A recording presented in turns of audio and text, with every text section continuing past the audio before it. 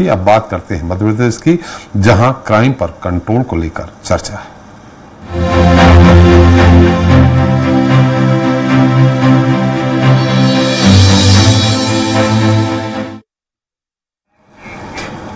तो अपराधों का गढ़ कहे जाने वाले मध्य प्रदेश में मोहन यादव की सरकार बनने के बाद क्राइम में कामा लग रहा है।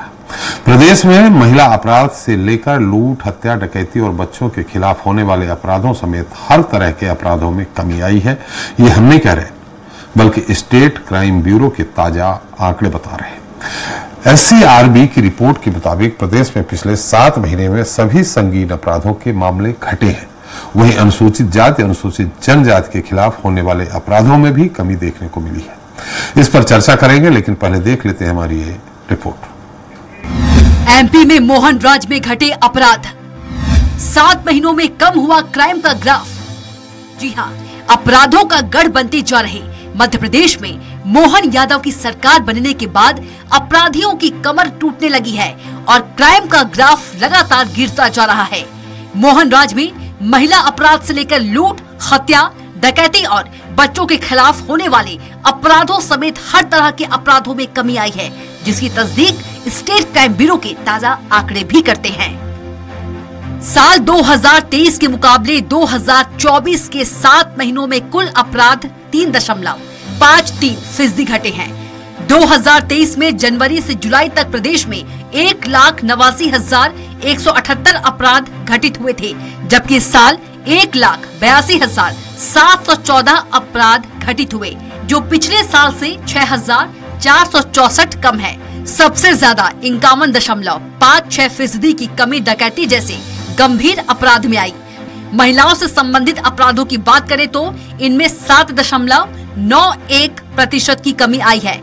अकेले गैंग रेप के मामले 19.01% कम हुए हैं। इसके अलावा क्रूरता और दहेज प्रताड़ना के अपराधों में 3.23% की कमी आई है। छेड़छाड़ के अपराधों के प्रकरणों में 9.85% की कमी पाई गई। संपत्ति संबंधी अपराधों की समीक्षा में पाया गया कि लूट के अपराधों में 23.22% की कमी और नकबजनी में 9.53% की कमी आई है। इसी तरह सामान्य चोरी में 6.51% की कमी देखी गई। गंभीर अपराधों जैसे हत्या के प्रकरणों में 7.15% की कमी आई है। SC/ST के खिलाफ होने वाले गंभीर अपराधों में 22.04% की कमी आई है। पिछले वर्ष इस अवधि में कुल 4,033 अपराध घटित हुए थे। 2024 में यह घटकर 3,144 रह गए। इसी प्रकार SC/ST के हॉट स्पॉट में भी कमी आई है। इतना ही नहीं, बच्चों के खिलाफ होने वाले अपराध यानी पॉक्सो एक्ट के अपराधों में 14% की कमी आई है। भारतीय जनता पार्टी की सरकार, हमारे मुख्यमंत्री संवेदनशील और त्वरित कार्रवाई वाले मुख्यमंत्री डॉक्टर मोहन यादव के नेतृत्व में गुड गवर्नेंस के साथ जो काम हमारी सरकार कर रही है, तो ये जो आपने कहा है कि क्राइम के डाटाज में भी आज ऑन रिकॉर्ड कमी आई है। कई जो है आंकड़े की आपस में कोई रिलीवेंस नहीं होती। अभी जारी आंकड़े कह रहे हैं कि साहब 19% गैंगरेप खत्म हो गए हैं। सेना तक के लोगों के साथ तो गैंगरेप हो रहा है।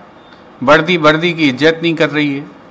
70 80 घंटे बाद भी जो है महू के गैंगरेप के जो है बयान नहीं हो पाए हैं। कौन से अपराधों में कमी आई है? बहरहाल अपराधों के लिहाज से लंबे अरसे के बाद प्रदेश की ऐसी तस्वीर उभर कर सामने आई है। वही क्राइम कंट्रोल के पीछे पुलिस की त्वरित कार्रवाई के साथ ही महिलाओं और बच्चों की सुरक्षा और सहायता के लिए चलाए जा रहे ऊर्जा हेल्प डेस्क, आशा, मुस्कान और मैं हूं अभिमन्यु जैसे अभियानों का भी अहम योगदान माना जा रहा है। मयंक शुक्ला, स्वराज एक्सप्रेस, भोपाल। तो इस मुद्दे पर चर्चा के लिए हमारे साथ मौजूद हैं खास मेहमान हैं प्रदीप अहिरवार हैं, अध्यक्ष अनुसूचित जाति प्रकोष्ठ से कांग्रेस के।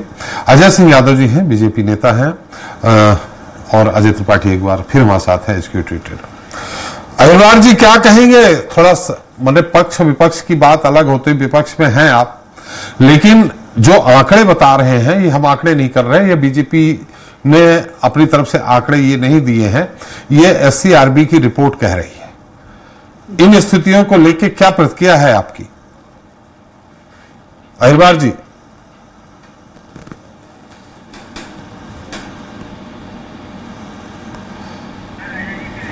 अजय, लगता है अहिरबार साहब से हमारा तो संपर्क नहीं हो पा रहा। अजय सिंह जी, बधाई हो आपकी सरकार के लिए, लेकिन ये जिस कांग्रेस कह रही है कि इस तरह के आंकड़े जो पेश किए जा रहे हैं उस पे किताबी आंकड़े हैं। हेलो जी, आवाज आ रही है? हाँ, आ रही है अजय जी। हेलो, हाँ, आवाज आ रही है आपकी अजय जी।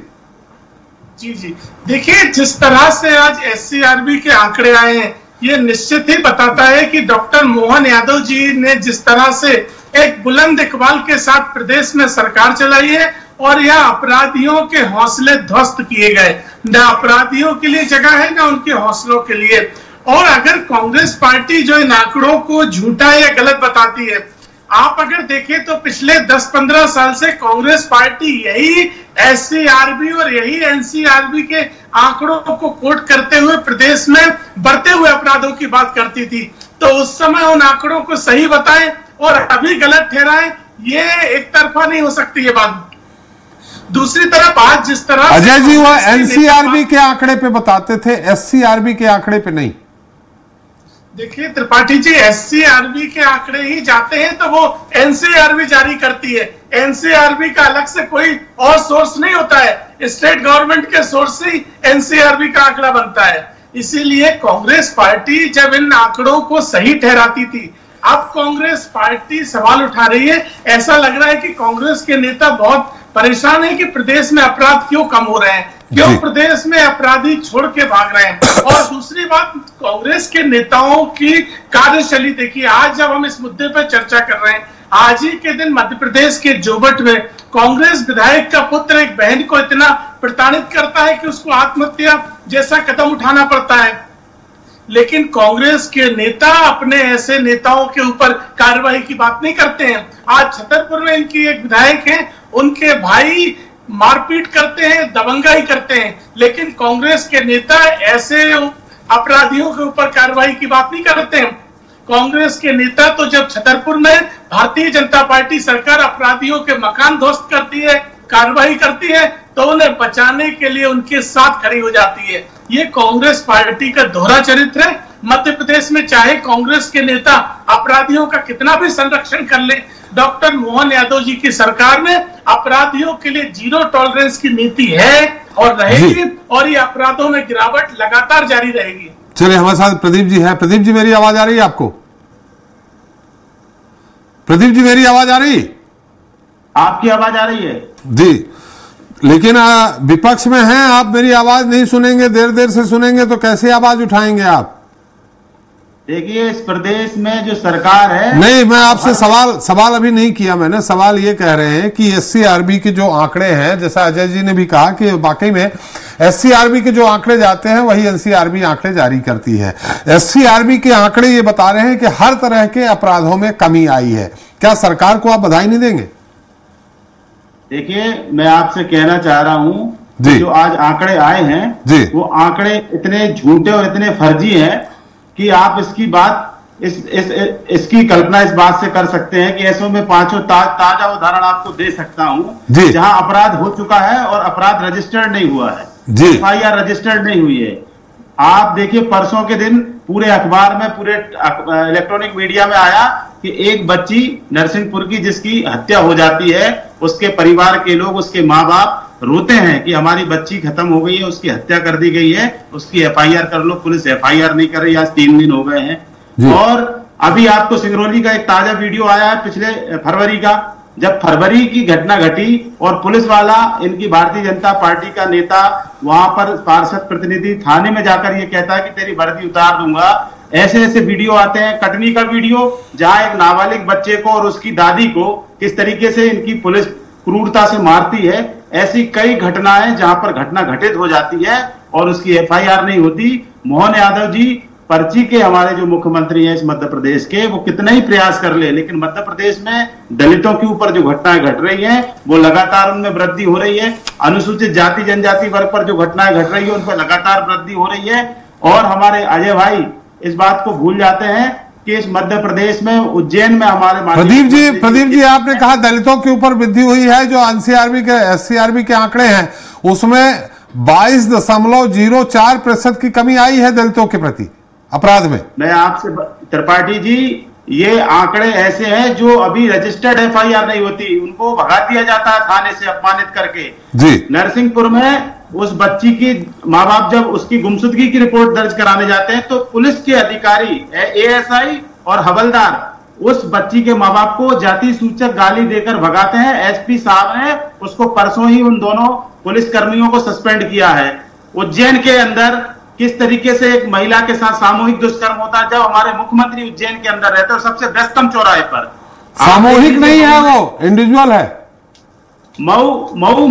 मऊ में किस तरीके की हमारे जो सैनिक उनकी महिला मित्रों के साथ दुष्कर्म की घटना घटी, तो पूरे प्रदेश में हर जगह हर जिले में दलित उत्पीड़न हो, महिला उत्पीड़न हो, आदिवासी उत्पीड़न हो, चाहे डकैती की घटना हो और चाहे लूट की घटना हो। आज इस प्रदेश में सबसे ज्यादा लूट तो भारतीय जनता पार्टी के नेता और कार्यकर्ता कर रहे हैं।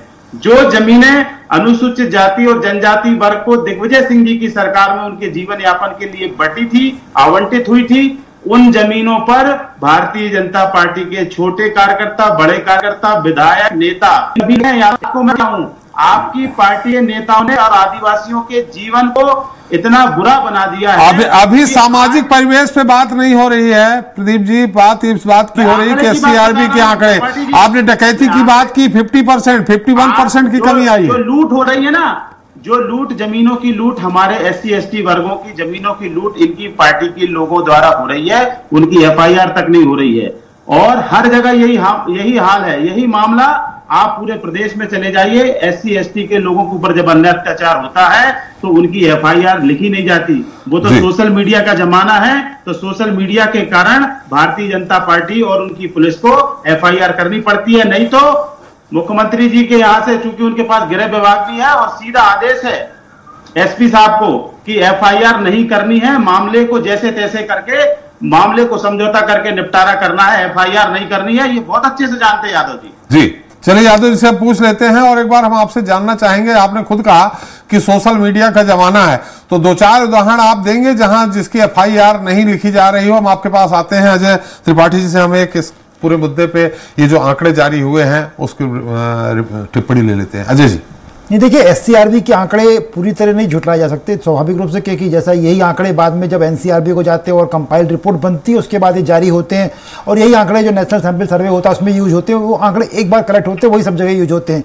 ये तय है कि जीरो टॉलरेंसी नीति हो या फिर सुशासन का एक परिणाम हो, एससीआरबी के आंकड़े जो गवाही दे रहे हैं तो कह रहे हैं कि मध्य प्रदेश में बहुत कुछ हालात ठीक हुए हैं। ये तय है कि सोशल मीडिया का जमाना है, बहुत सारी ऐसी घटनाएं होती हैं जो कि मुंह पकड़ती, पर आखिरकार एफआईआर तो होती है। सोशल मीडिया के प्रेशर के बाद हो, इलेक्ट्रॉनिक मीडिया के प्रेशर के बाद हो, या मीडिया में हंगामा होने के बाद प्रेशर हो, लगातार होता है। और जिस तरह के लगातार कुछ घटनाएं हुई हैं, मुख्यमंत्री जी ने जिस तरह से एक्शन लिया है उसमें तो मानना पड़ेगा कांग्रेस को, बीजेपी को, बाकी लोगों को भी मानना पड़ेगा कि बहुत तेज गति से हम लोगों ने देखा पिछले मुख्यमंत्री जी का जो कार्यकाल है इसमें जिस तेजी के साथ एक्शन हुआ है, और चूंकि एक बार दो बार एक्शन हो जाता है तो ब्यूरोक्रेसी अपने आप सतर्क हो जाती है। तो मुझे लग रहा है कि जिस तरह का एक्शन हुआ है उसमें जीरो टॉलरेंसी हुई, बिना किसी भेदभाव के जो एक्शन लिया गया, उसका नतीजा मुझे लग रहा है ये दिखाई पड़ा। क्योंकि दिसंबर में सरकार आई है और फिर जनवरी फरवरी से आंकड़े हैं ये, तो स्वाभाविक रूप से उसके बाद अगर आप इस आंकड़ों का और एनालिसिस करेंगे तो मुझे लग रहा है मार्च के बाद इसमें और कमी आई होगी। पहले भले क्योंकि जनवरी फरवरी मार्च में मोहन यादव सरकार ने जिस तरह एक्शन लिया उसका साफ इसमें परिणाम दिखाई पड़ता है। तो मुझे लग रहा है कि इस भरोसा थोड़ा तो हमको करना पड़ेगा कि एससीआरबी जो कह रही है वो काफी कुछ ठीक हुआ, और हम ये उम्मीद करते हैं कि और बेहतर हो सके और क्राइम ग्राफ नीचे गिर सके। जी अजय जी, प्रदीप जी ने बहुत सारे आरोप लगा दिए हैं आप पे। देखिए त्रिपाठी जी, जिस तरह की व्यवस्था है उसमें इस तरह के कुतर्कों से तथ्यों को नहीं बदल सकते हैं। आज के समय में एफआईआर के मामले में पूरी तरह पारदर्शी व्यवस्था है, ऑनलाइन एफआईआर तक की व्यवस्था है। ऐसे में कोई एफआईआर रोक सके ना ये संभव है, और ना ही एफआईआर के आंकड़े कभी भी कम ज्यादा किए जा सकते हैं। आप चाहें तो किसी भी पुलिस विभाग के वरिष्ठ अधिकारी से इसकी पुष्टि कर सकते हैं। इसलिए ऐसे में कांग्रेस के नेता ये नकारा राजनीति कर रहे हैं, झूठ बोल रहे हैं। और मैं तो कांग्रेस की परेशानी नहीं समझ पा रहा हूं। इन्हें इस बात से परेशानी है कि प्रदेश में अपराध क्यों कम हो रहे हैं। भारत कांग्रेस के नेताओं ने जिन अपराधों की बात करी उन सभी मामलों में प्रकरण दर्ज हुए हैं और सभी मामलों में कार्रवाई हुई है। आरोपी जेल की सलाखों के पीछे है। तो ये अपने आप में प्रमाण है कि मध्य प्रदेश में सभी तरह के अपराध दर्ज हुए। हम ये नहीं कह रहे कि अपराध जीरो हो गए, लेकिन मध्य प्रदेश में अपराधियों के हौसले ध्वस्त हुए हैं और अपराध कम होना प्रारंभ हो गए। और दूसरी तरफ कांग्रेस पार्टी अपराधियों का साथ देती है। कांग्रेस के नेताओं का ये बर्ताव शर्मनाक है। मैंने कोट करके पूछा, आपके विधायक का पुत्र अगर अपराध करे तो उसके ऊपर आप कोई कार्रवाई नहीं करेंगे, उसको आप संरक्षण देंगे। आज एक बहन ने आत्महत्या का प्रयास किया अलीराजपुर में, तो कांग्रेस पार्टी ने क्या कार्रवाई करी? हम कहते हैं आप नजीर पेश करते कि वो भले ही हमारा कार्यकर्ता हो, वो अपराधी है तो हम उसके साथ नहीं खड़े हैं, लेकिन आप अपराधी के साथ खड़े हो जाते हैं। तो ये कैसी राजनीति आप लोग कर रहे हैं? अगर छतरपुर में एक आतंकी जैसी गठबंधन करके पुलिस के ऊपर हमला करें तो आपके दिल्ली से लेकर प्रदेश तक के नेता सक्रिय हो जाते हैं। आज मंदसौर में जुलूस में एक मंदिर के ऊपर पथराव किया गया, क्या कांग्रेस के किसी नेता ने सवाल उठाया ऐसे आरोपियों के ऊपर? मुझे बताइए, आज जिस तरह से मंडला में फिलिस्तीन के झंडे फहराए गए, तो क्या ऐसे अपराधियों पर कार्रवाई नहीं होना चाहिए? लेकिन कांग्रेस पार्टी सिलेक्टिव राजनीति करती है। ये कांग्रेस पार्टी की नकारा राजनीति है जो चुन चुनकर अपराधियों की जाति और धर्म के हिसाब से बात करना चाहती है। लेकिन डॉक्टर मोहन यादव जी की सरकार ने अपराधी किसी भी वर्ग समाज का होगा उस पर कार्रवाई भी होगी, उसके हौसले भी ध्वस्त किए जाएंगे और इस मध्य प्रदेश में अपराधियों के लिए कोई जगह नहीं है। जी बिल्कुल, हम प्रदीप जी से उत्तर ले लें, लेकिन अजय जी, एक अगर भाजपा पार्षद के प्रतिनिधि या पति अगर किसी थाने में जाके किसी थानेदार को वर्दी उतरवा देने की धमकी देते हैं, ये क्या उचित बात है? नहीं देखिए, नहीं मैं अजय यादव से बात, अजय यादव जी, देखिए बिल्कुल इस तरह का घटनाक्रम जो आज चर्चाओं में आया है पूरी तरह अनुचित है। इस तरह का घटनाक्रम नहीं होना चाहिए था और इस मामले की पूरी सत्यता आने दीजिए। जो भी जिम्मेदार है उन पर कार्रवाई की जाएगी। भारतीय जनता पार्टी ऐसे चुन चुनकर राजनीति नहीं करती है। कांग्रेस पार्टी के तो नेता प्रतिपक्ष और उपनेता प्रतिपक्ष स्वयं महिला अपराधों के आरोपी रहे, वो क्या बात करेंगे अपराधों के मामले में? हमारा स्पष्ट मत है, जो भी आरोपी है वो केवल आरोपी है, भले ही हमारे दल से जुड़ा होगा उस पर भी कार्रवाई होगी। आरोपी है, अपराधी नहीं है, निश्चित तौर पे। अजय त्रिपाठी जी आपके पास आ रहा हूं। प्रदीप जी आवाज आ रही है आपको? प्रदीप महिलवार जी, मेरी आवाज आ रही है आपको? जी अजय त्रिपाठी जी।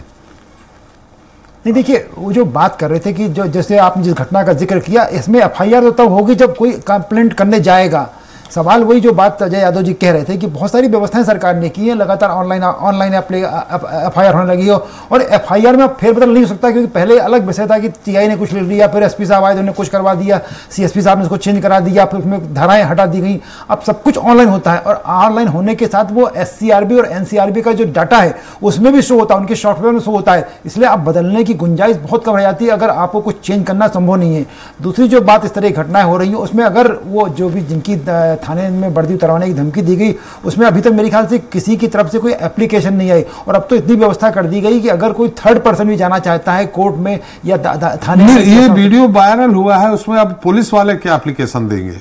नहीं तो सर उसमें वही दिक्कत आएगी ना कि जब तक कोई एप्लीकेंट नहीं होगा तो पुलिस एफआईआर नहीं, लेकिन जो वीडियो है उसमें दिख रहा है उसको वो बकायदे बोल रहे हैं कि तुम्हारी वर्दी उतरवा देंगे, तो एक कानून को धमकाने वाली बात है। पॉलिटिकल अवेयरनेस में काम हो सकता है। जिस तरह से मुख्यमंत्री ने इसके पहले एक कलेक्टर ने किसी महिला को डांट दिया, उस पर एक्शन हो गया था, कि जूते बंधवाए, इसमें तुरंत उनका ट्रांसफर हो गया था। तो मुझे लग रहा है कि ऐसे जो अगर भाजपा से जुड़े हुए लोग हैं तो स्वाभाविक रूप से पार्टी को उसमें एक्शन लेना चाहिए, मुख्यमंत्री एक्शन लेना, लेकिन पुलिस का मामला तब आएगा जब कोई ना कोई इसमें एफआईआर दर्ज कराएगा। और एससीआरबी के ये साफ कह रहे हैं कि जिस तरह की घटनाएं हो रही पर थोड़ा सा संदेह होता है कि 7 महीने के डाटा जारी करने के पीछे क्या कांग्रेस उसकी बात नहीं कर रही है कि आखिर 7 महीने के डाटा जारी करने की थ्योरी तो अब मेरी समझ से परे है, क्योंकि 7 महीने का डाटा जारी करने के लिए सरकार ये शायद दिखाना चाह रही थी कि उसने जो सुशासन है, जो परफॉर्मेंस है वो बेहतर हो रहा है। तो इस तरह बात होना चाहिए, लेकिन ये तय है कि उन पर भरोसा करना पड़ेगा कि आंकड़े अगर कह रहे हैं, गवाही दे रहे हैं, तो स्वाभाविक रूप से मध्य प्रदेश में सुशासन थोड़ा बढ़ा है। जी प्रदीप जी, मेरी आवाज आ रही है आपको? प्रदीप जी मेरी आवाज आ रही? आ रही। प्रदीप जी, यादव जी को सुना आपने? अजय यादव जी को? मैं सुन नहीं पाया, लाइन कट गई थी। जी, अगर आप इस समय अगर हमारा आपका जो संवाद है वो विच्छेद होता रहेगा तो कैसे सशक्त प्रतिपक्ष की भूमिका निभाएंगे प्रदीप जी आप? अजय जी ने कहा है कि जितनी भी कार्रवाई हुई है, जितनी भी इस तरह की घटनाएं हुई हैं, सब में अपराधी सलाखों के पीछे हैं। इस तरह को चूंकि ऑनलाइन व्यवस्था है तो ऐसा हो ही नहीं सकता है कि एफआईआर दर्ज न हो, जबकि आप सबसे बड़ा आरोप यही लगा रहे हैं कि एफआईआर ही दर्ज नहीं कराते हैं। सोशल मीडिया, इसके पहले मैंने आपसे कहा था सोशल मीडिया का आपने कहा जमाना है, इसलिए सामने बातें आ जाती हैं। जहां भी अपराध दर्ज नहीं होगा वहां सोशल मीडिया में इस तरह की बातें आ जाएंगी। आपके पास हो तो एक दो उदाहरण बता दीजिए। त्रिपाठी जी, मैं आपके माध्यम से यादव जी से कहना चाहता हूं कि बाग सेवनिया हमारे भोपाल में आता है जी। इसी की घटना और परसों दैनिक भास्कर में ये घटना छपी है, सभी अखबार में आई है और सभी न्यूज चैनल ने चलाई है जी। अभी तक एफआईआर नहीं हुई है। कौन सी घटना? अभी परसों की घटना है। क्या घटना हुई है? उस लड़की की हत्या हो गई है। उसके परिवार के लोगों का आरोप है। पहले उन लोगों ने, जो लड़के थे, उन्होंने उस लड़की को वहां से जैसे तैसे करके उनके साथ लेके आए और परसों उसकी हत्या कर दी, उसको फांसी से लटका दिया और घर वाले कह रहे हैं कि हमारी बच्ची को पहले ये लोग बहला फुसला के ले गए और आज उसकी हत्या हो गई। 2 दिन हो गए हैं, पुलिस वाले कोई एफआईआर नहीं कर रहे हैं, बोल रहे जांच चल रही है। लड़की के माँ बाप नामजद रिपोर्ट कर रहे हैं। उस लड़की ने 15 दिन पहले अपने बुआ को मैसेज भेजे, ये पुलिस के संज्ञान में है सब मामला, लेकिन उसके बावजूद भी आज तक एफआईआर नहीं हुई है और हमारे मुख्यमंत्री जी के पास ही गृह विभाग है। तो ऐसे हजारों प्रकरण इस प्रदेश में है जिनके संगीन मामला बता रहा हूँ ये तो मैं, त्रिपाठी जी। ऐसे कई मामले हैं जहाँ पर SC के लोग जाते हैं या आम जनता जाती है थानों में, उनको पुलिस वाले किस तरीके से अपशब्द बोलते हैं और वहां से भगाने का काम होता है, उनकी एफआईआर तक नहीं होती। यादव जी, देखिए ये कांग्रेस पार्टी केवल भ्रम फैलाने का काम करती है। भारतीय जनता पार्टी सरकार में ना किसी तरह का संरक्षण होता है। अगर किसी मामले में कोई अपराध घटित होता है तो उसमें विवेचना के बाद एफआईआर में धाराएं लगाई जाती हैं। आत्महत्या के लिए उकसाने का मामला है या हत्या का मामला है, और वो भी मैं आपको स्पष्ट तौर पर प्रमाणित प्रति दे दूंगा एफआईआर की। भारतीय जनता पार्टी सरकार में ये काम नहीं होता है, ये कांग्रेस पार्टी की सरकारों में होता था। प्रदीप जी, जब दिग्विजय सिंह की सरकार होती थी, सरला मिश्रा जैसे कांड होते थे इस मध्य प्रदेश में, जहां लोगों को अता पता नहीं लगता था कि किस तरह के अपराध घटित हुए हैं, ये भारतीय जनता पार्टी की सरकार है डॉक्टर मोहन यादव जी की। यहाँ कोई अपराधी नहीं बचेगा। प्रत्येक बहन को, प्रत्येक परिवार को न्याय मिलेगा, इंसाफ मिलेगा। ये कांग्रेस के नेताओं को अपना रवैया बदलना पड़ेगा। उनका काम केवल सरकार का विरोध करना नहीं है, रचनात्मक विपक्ष की भूमिका निभाइए। और जिन मामलों में आप अपराधियों के साथ तुष्टीकरण के लिए खड़े हो जाते हैं, जनता के बीच में आपकी छवि पूरी तरह से एक नकारात्मक हो जाती है। इसीलिए जनता बाग सेवनिया की घटना की बात कर रहे हैं वो अजय जी बाग सेवनिया की घटना की बात कर रहे हैं। देखिए, मैंने आपसे इसीलिए, देखिए प्रदीप जी ने जो बाग सेवनिया की घटना उठाई है वो पेपर में हम लोगों के भी संज्ञान में आई थी और इस मामले में पुलिस द्वारा विवेचना की जा रही है। उसके बाद आरोपियों के ऊपर एफआईआर दर्ज होगी, इसमें किसी तरह के बचाने का कोई सवाल नहीं है। और मैं एफआईआर की प्रति भी आपको कल उपलब्ध करवा दूंगा प्रदीप जी, एफआईआर की प्रति भी उपलब्ध करवा दूंगा। इसमें किसी तरह के लिपापोती का या बचाने का कहीं कोई सवाल नहीं है, कहीं कोई लिपापोती का सवाल नहीं है। मैं आपको कल एफआईआर की प्रति भी उपलब्ध करवा दूंगा। इस मामले में एफआईआर की प्रति इसी मामले की उपलब्ध करवा दूंगा। आप बिल्कुल निश्चिंत रहें, क्योंकि ये कार्यक्रम हमारा किसी पर्टिकुलर प्रकरण के लिए नहीं था जिससे मैं उसकी एफआईआर लेके बैठा होता। मैं आपको ये भी उपलब्ध करवा दूंगा, बिल्कुल निश्चिंत रहिए। लेकिन कांग्रेस पार्टी अपना नकारा रुख छोड़े और जनता के हित में ऐसे मुद्दे उठाए जिससे प्रदेश की जनता का भला हो। चलिए, हमारा समय भी समाप्त हो गया है। बहुत बहुत धन्यवाद अजय सिंह यादव जी आपका, प्रदीप अहिरवार जी आपका, अजय त्रिपाठी जी आपका हमारे साथ चर्चा में शरीक होने के लिए और अपना अमूल्य समय देने के लिए। तो हमने चर्चा की मध्य प्रदेश में क्राइम पर लगते कामों की। हालांकि विपक्ष इसे महज कागजी आंकड़े बता रहा है। उसका आरोप है कि ये राज्य सरकार के बनाए आंकड़े हैं, जबकि जमीनी हकीकत इससे इतर है। उधर सत्ता पक्ष का दावा है कि मोहन सरकार की प्रशासनिक कसावट का परिणाम है। यद्यपि पक्ष विपक्ष की बातें अपनी जगह है, मगर इन आंकड़ों का ग्राफ इसी तरह नीचे गिरता रहा तो निश्चित ही यह न केवल सरकार और प्रदेश के लिए सुखद होगा, बल्कि समाज के लिए भी बेहतर है। आज के लिए इतना ही। नमस्कार।